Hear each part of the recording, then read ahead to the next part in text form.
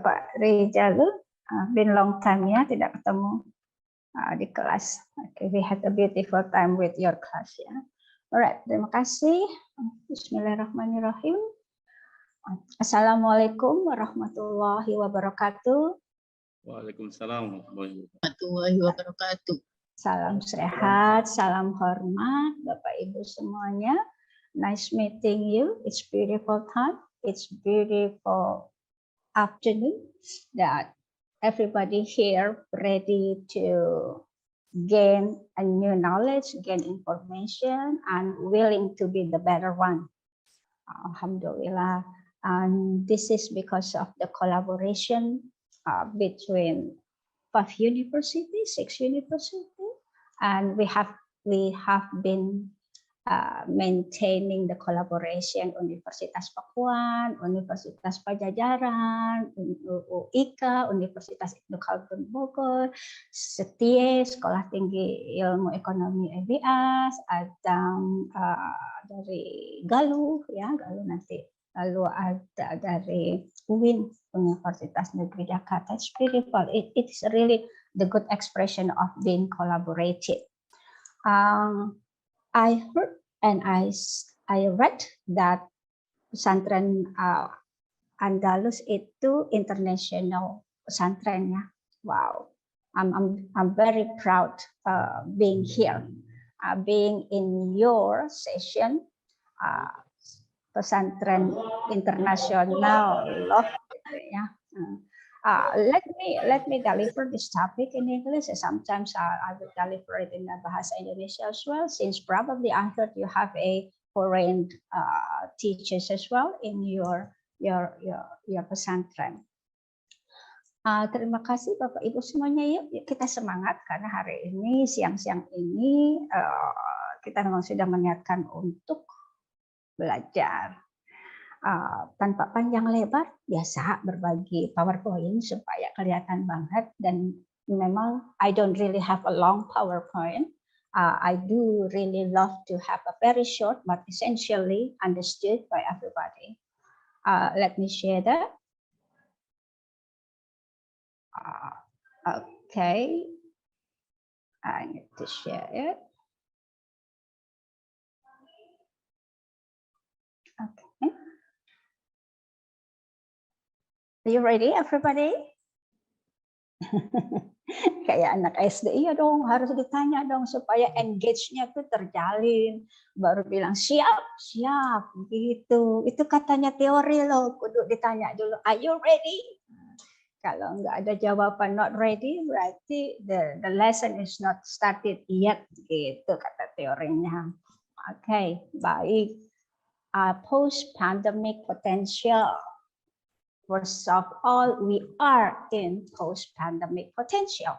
Don't forget, never ever forget that kita sudah beralih ke post-pandemic. Nah, berarti kalau udah post-pandemic itu namanya peralihan ya, udah peralihan tuh dari era ke era. We have to move on gitu bahasa kerennya. Ayo dong, move on dong gitu. And we need to know what kind of situation that we are now. Nah, ini tentunya sangat penting buat para guru, buat para pendidik, buat sekolah untuk juga mengerti bahwa in different era we need to have different concept as well in teaching, especially for the younger one, for younger student, and for higher student as well. Ya, nah potential in quality management system, potential itu harus diperhitungkan.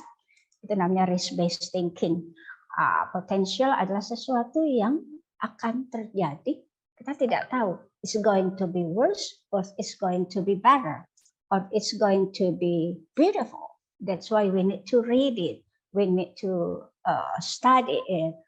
We need to analyze it. Apa sih post-pandemic potential? Gitu ya.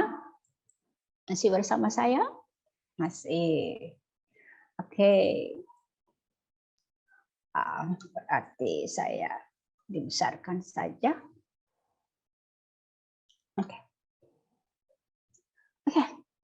kita balik-balik dulu ya, supaya nggak ngajak kembali kepada masa little bit hard time gitu ya. In the first picture, this is the teacher. This is the situation when the teacher delivered the lesson from home while the student study at home. So it was so hard time for everybody. This is a part of the situation that everybody felt that got through it. Ada pandemi di mana-mana, dengan belajar sendiri, buka buku sendiri, karena situasinya hanya lewat maya, gitu ya. Jadi everybody had a very hard time. Jadi kita mengulas kembali ke belakang. Nah, saya mengutip satu pendapat dari ahlinya, ini child psychologist and associate professor from Harvard Medical School. Dia bilang, online class have gone, but seems the student couldn't get through it because of the last experience was very hard as well. Sehingga masih ada struggling di antara perpindahan antara yang pandemi maupun yang sekarang post pandemic. Jadi harus seperti apa sih? I wonder how much education is really happening. Nah, itu menjadi pertanyaan. Dan highlightnya di sini adalah I thought things will stabilize with time. Time di sini adalah waktu. Waktu di sini adalah sesuatu yang harus kita lakukan dalam artian what we gonna do, what's going on, and what's going to be happen. Ya, jadi kita bekerja dengan waktu, tetapi berarti kita harus antisipasi menggunakan waktu itu dengan benar. Kita kembali lagi di flashback, ini pre-pandemic ya, kita punya semacam kronologisnya pre-pandemic. Saat itu nih di pre-pandemic terkenal dengan pembelajaran abad 21, the 21st century teaching learning, where everybody benchmarking it.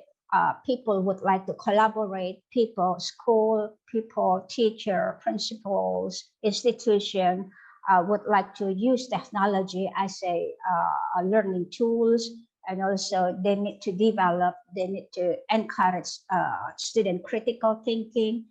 Those are the characteristic of the 21st century. Di mana semua itu mereka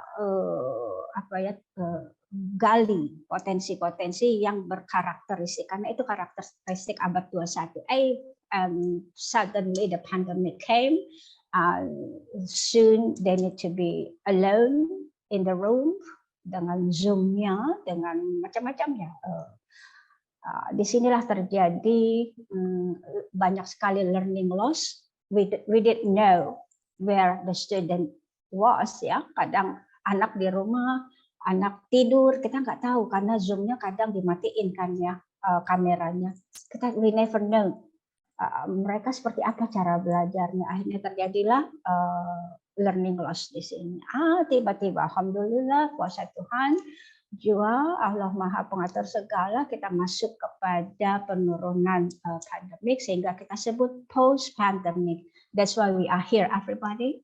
We are here, and everybody comes to school, and everybody comes to school happily. Teachers, student, parent, everybody comes to school happily, but still we have some struggling. Karena tiba-tiba pandemi naik lagi, atau karena ada anak-anak yang terpapar lagi, atau kena positif, sehingga ini kita harus melakukannya at school and at home. Jadi malah lebih berat. Yang kalau di pandemik itu semuanya di rumah, lebih enak ya. Guru di sekolah atau di rumahnya juga. Tapi di post pandemic, we need to go up and down, connecting with the situation. Seperti ini. Jadi kadang di sekolah dengan new normalnya, dengan gayanya udah nggak bisa lagi dekat-dekat bangkunya, gitu ya, udah harus jauh-jauh pakai masker sepanjang hari, dan kalau ada yang terkena harus BDR sebagian, sehingga what we gonna do? what next dengan situasi yang semacam kayak gini yang tampaknya kelihatan oh yeah we go back to school gitu, back to normal. Nah itu dia sehingga kita bertanya-tanya what nextnya apa ya gitu. It's gonna be the same with the pre-pandemic, or it's gonna be easier than new normal in pandemic, or what's next?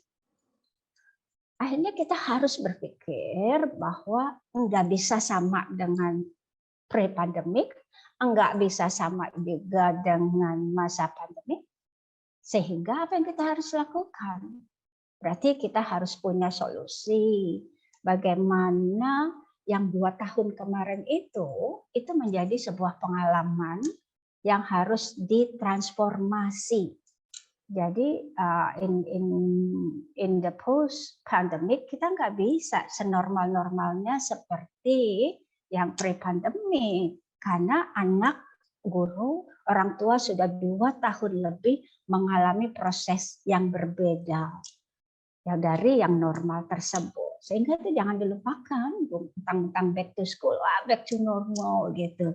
Ini harus diperhatikan karena di manajemen pendidikan itu kita harus melibatkan psikologi pendidikan, kita harus melibatkan filsafat pendidikan, kita harus melibatkan kepemimpinan dan transformasi sekolah, kita harus melibatkan budaya organisasi macam-macam di manajemen pendidikan. Sehingga itu harus kita koneksikan semuanya. Nggak bisa lagi hooray, kita bisa bertemu di kelas dan pembelajarannya pasif lagi, teacher center lagi, anak-anak nggak lagi dikasih materi-materi yang bersinggungan dengan teknologi, dengan gadgetnya, dengan macam-macam. Akhirnya mereka putus lagi dengan era waktu di pandemi. Mereka get engaged closely dengan gadget, dengan laptop, dengan handphone, dengan searching by themselves on the internet and sending the task through the email, through the WhatsApp, through the Google Classroom or something. And suddenly, whenever they are in post-pandemic, all is gone. Itu nggak bisa, jadi kita nggak boleh putus di situ. Kita harus memperhatikan itu. Sehingga apa? Hybrid learning pedagogy for performing arts education in the pandemic era itu harus diperhitungkan. Ya, berarti current digital practice itu tetap harus dilakukan, ya teaching learning karena kita nggak bisa tiba-tiba menghilangkan itu semua. 2 tahun lebih mereka engage closely dengan digital practices-nya. Lalu staff and students attitude toward the hybrid, online, and face-to-face mereka harus disiapkan. Kadang hybrid, kadang online, kadang face-to-face learning. Itu harus disiapkan bagaimana they are ready to learn in different kinds of ways of learning. Lalu di post-pandemic juga staff and student preference for professional development and training workshop naik lagi. 2 tahun guru di rumah nggak terengage dengan pelatihan, kadang juga kurang ya, cenderung untuk tidak terengage langsung. Nah mulai lagi tuh dikasih pelatihan kembali, pelatihan macam-macam, terutama bagaimana tadi itu berada di situation whenever the teaching learning run through the hybrid, online, and face-to-face learning, dan bagaimana juga mereka harus literasi teknologinya karena walaupun di kelas mereka tetap harus pakai itu. Jadi harus dilakukan workshopnya, lakukan professional development, itu tugas kepala sekolah, tugas institusi untuk memberi supply itu. Ya, nah, Bu nggak punya uang, sekolah cuma sedikit. Itu tadi kolaborasi adalah kunci.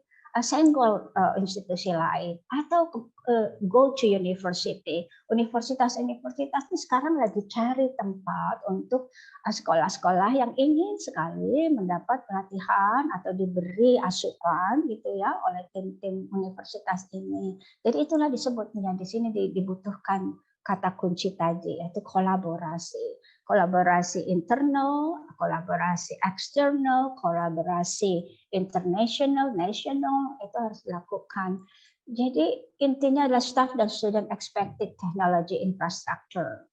Tetap harus berada di nuansa ini. bukan berarti udah PTM, pembelajaran tatap muka di sekolah back to pre-pandemic, nggak bisa, kurang tepat karena anak-anak guru sudah 2 tahun melalui etape itu, nggak bisa etape itu tiba-tiba goodbye gitu saja. Dan secara psikologis itu sangat mempengaruhi nanti efektivitas pembelajaran di kelas gitu. Nah, jadi kita tetap harus berada di post pandemic eranya dengan potensi-potensi yang tadi kita harus pelajari.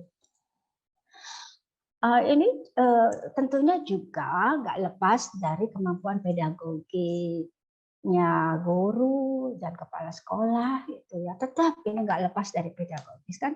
In Indonesia kurikulum itu kan ada itu ya, apalagi yang udah sertifikasi guru, udah hafal tuh dengan kompetensi pedagogik. Ada berapa kompetensi pedagogik, mulai dari plan, do, check, act-nya.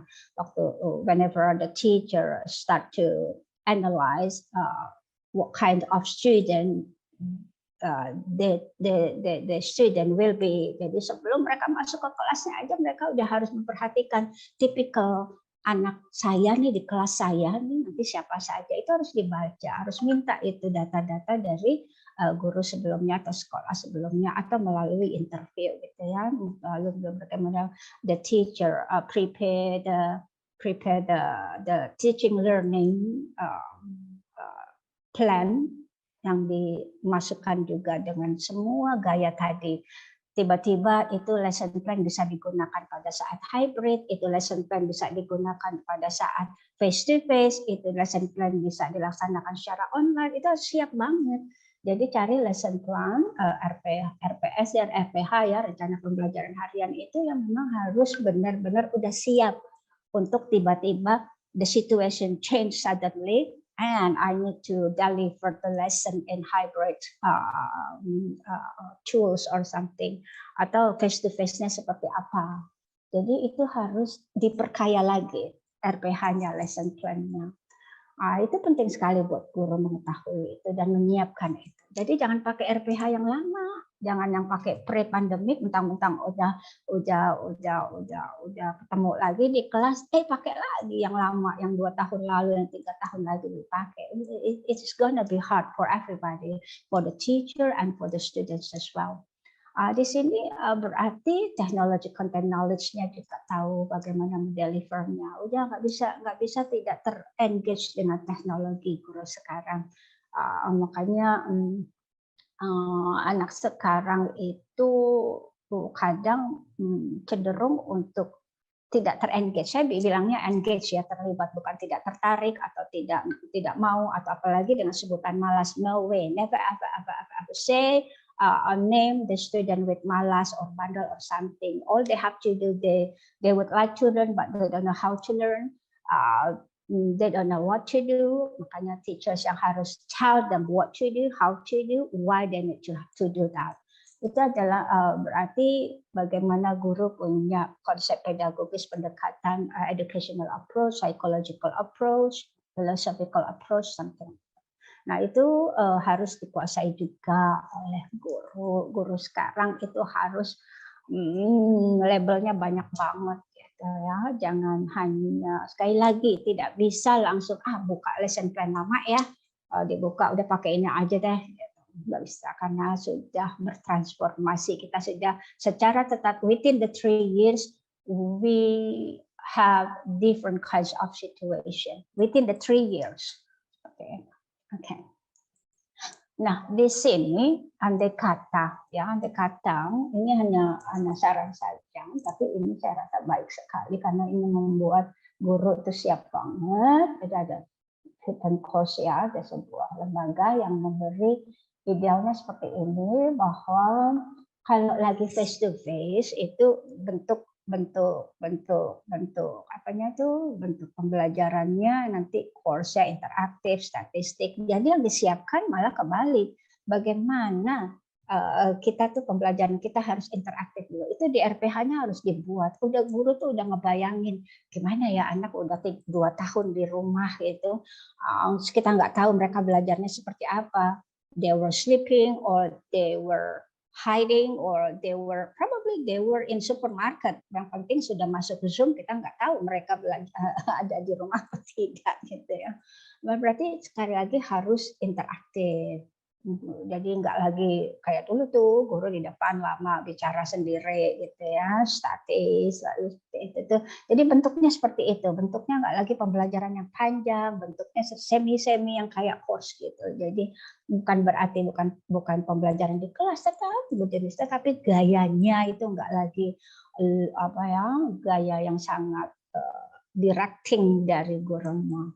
Itu juga lalu lakukan mini project ini akhirnya dia bisa lakukan itu satu persatu untuk presentasi gitu. Nggak ada lagi cuma duduk aja. Nah sekarang orang biasa mereka 2 tahun belajarnya kadang di mall, kadang di mana kita nggak tahu. Kadang-kadang karena kameranya tertutup gitu kan, ada beberapa guru yang tidak tegas ya membiarkan kamera off gitu. Tiba-tiba mereka di kelas yang harusnya sudah bikin menarik dengan mini project, lakukan hal-hal yang mereka memang tampil gitu. Lalu di online, kalau sudah lagi online, di situasi tidak memungkinkan PTM, lalu bisa lagi BDR kembali. Nah, lakukan hanya assessment kecil, nggak lagi guru ceramah lagi, karena mereka sudah berada di 2 yang tiba-tiba berubah. Hari ini bisa online, hari ini bisa offline. We don't know, the situation cannot be predicted well.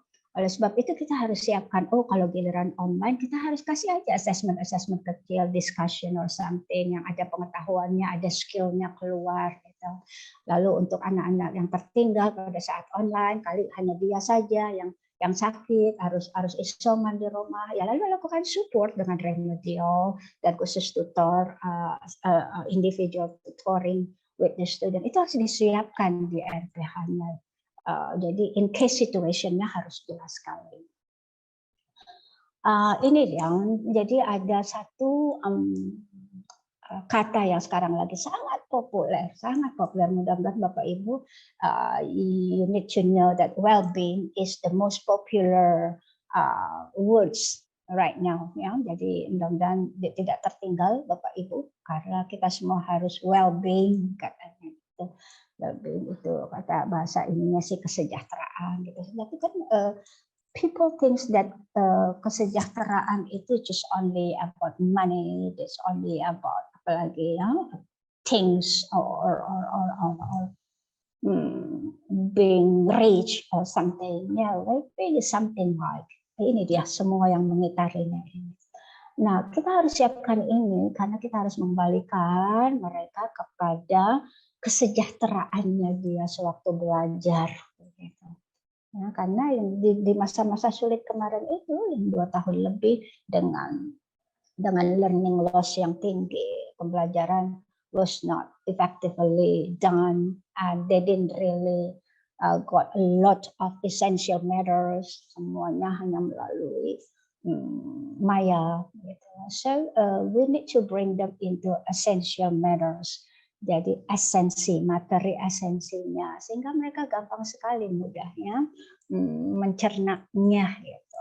Dan nggak bisa lagi dengan formula-formula yang panjang mereka sudah menghafal. What next? Itu tadi pertanyaan. Nah, dengan pendekatan well-being ini, how to make them to be a well-being student, we need to see different kinds of effort. Bagaimana kita dan guru tentunya dimulai dari guru harus punya balance mind. Balance mind itu artinya we see everything the same. The same-nya bukan berarti berarti sama ya harus begitu.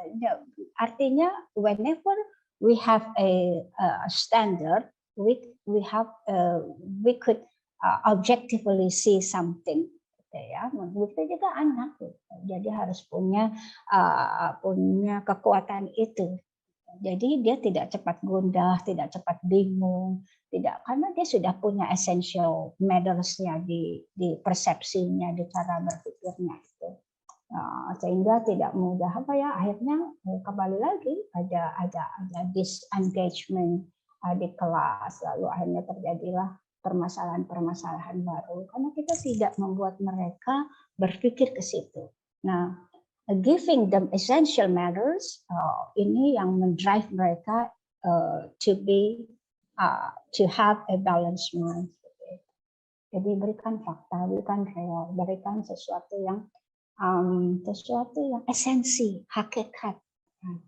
Hakikatnya apa? Langsung aja deh, gitu. Nggak usah panjang-panjang, nggak usah nggak usah yang belibet, apalagi suatu cuman hafalan-hafalan. Langsung hakikatnya aja, sehingga mereka tahu.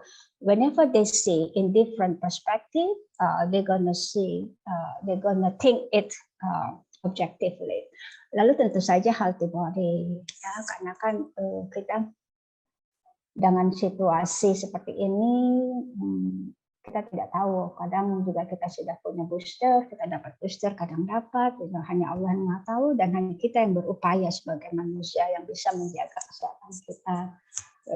Jadi, nah itu bisa dilakukan in the classroom. So don't create your class activity structurally or something like just like we had last time. Jadi buatlah mereka bergerak, mereka berpikir. Bergerak bukan hanya physically movement, ya, physically move, but also how they critical thinking move as well. Sehingga mereka tidak mudah bosan, mereka akhirnya menjadi tertarik. Itu adalah healthy body, karena healthy kan bukan hanya body tapi mental juga, ya, mind-nya, sehingga dia menghasilkan balanced mind. Lalu connecting people, do a lot of collaboration, do a lot of integrated teaching learning with other subjects, with other school, with others institution, and this situation probably make the student feel like, wow, it's going to be different because I'm going to be in this the same Zoom with other school and they're gonna meet that. So buka jendela mereka, jendela komunikasi. Itu connecting people, karena udah 2 tahun mereka belajar di dalam rumah aja. Gitu. Tiba-tiba mereka datang ke sekolah. Mulai itu yang buat anak-anak yang memang interpersonal skills-nya good, it's not gonna be troubling. But for those who have a less interpersonal skill, it's gonna be trouble. Because they got used to be at home for 2 years learning and having time with the family only, and suddenly after being 2 years they need to face